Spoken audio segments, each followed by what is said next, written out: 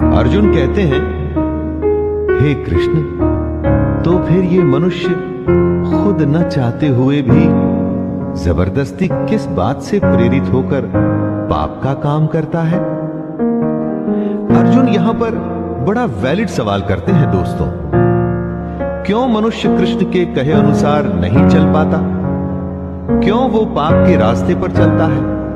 ऐसा क्या हो जाता है लोगों के साथ कि वो सही रास्ते पे नहीं चल पाते, गलत रास्ते पर क्यों चलने लगते हैं? चाहे वो इस बात को जानते हो या न जानते हो, वो क्या चीज है जो उन्हें विवश करती है?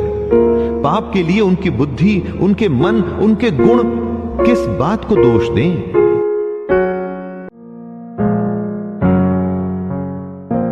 श्री भगवान कहते हैं, रजोगुण से उत्पन्न होता है काम, और काम में से निकलता है क्रोध अर्थात गुस्सा। काम या क्रोध कभी रुकता नहीं अर्जुन, बस बढ़ता ही रहता है। इसको अपना सबसे बड़ा शत्रु मानना चाहिए। दोस्तों, श्री कृष्ण बताते हैं कि आखिर पापी पाप किस कारण करता है, किसी के पाप करने की वजह क्या होती है? वजह है रजोगुण। इसी की वजह से काम, क्रोध या राग, द्वेष जैसे भाव पैदा होते हैं, जो कि पाप की वजह होते हैं। इन्हीं द्वेषों को श्री कृष्ण शत्रु बताते हैं। इन भावों के मन में आते ही आपको समझ जाना चाहिए कि आप पर शत्रु हावी हो रहा है और आपको उसे रोकने की जरूरत है।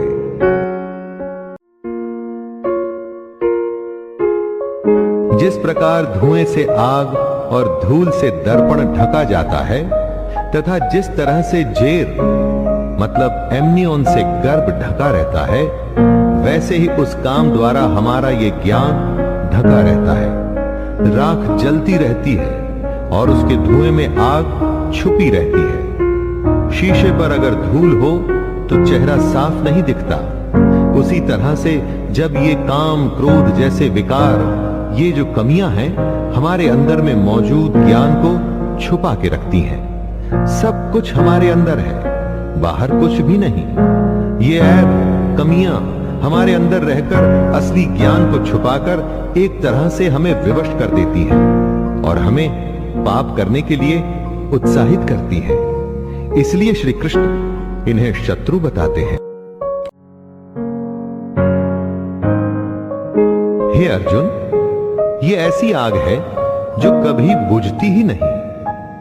इस आग का मतलब है काम, और इसी से मनुष्य का ज्ञान ढका हुआ है। भोगों से कभी कोई तृप्त नहीं हुआ है। पैसा अगर कमाया है तो और कमाना है, खाना अगर खाया है तो और खाना है।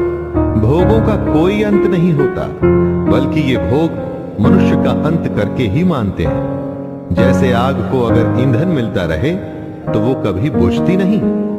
इन भोगों को जब आप बढ़ाते हैं तो आप जलती हुई अग्नि में ईंधन ही डाल रहे हैं। काम, क्रोध, मद, लोभ और मोह को नियंत्रण में रखना ही इस आग को बुझाने का एक तरीका है। अर्जुन को समझा रहे हैं कि इंद्रियां, मन और बुद्धि ये सब इसके घर कहे जाते हैं। ये काम इन मन, बुद्धि और इंद्रियों द्वारा ही ज्ञान को कवर करके जीवात्मा को मोहित करता है। काम, क्रोध जैसे विकार, कमियां इंद्रियों, मन और बुद्धि में रहते हैं। ये इनके घर हैं जहां इनका निवास होता है। घर में रहकर ये कमियां घर के मालिक को मोहित कर उसे ही खत्म करने की कोशिश करती हैं। कुछ अच्छा देख मन में लालच आता है। काम पूरा न होने पर क्रोध आता है। इसी तरह से ये कमियां हमारे दिल दिमाग पर कब्जा करना शुरू करती हैं और हम हमेशा इनके वश में रहते हैं।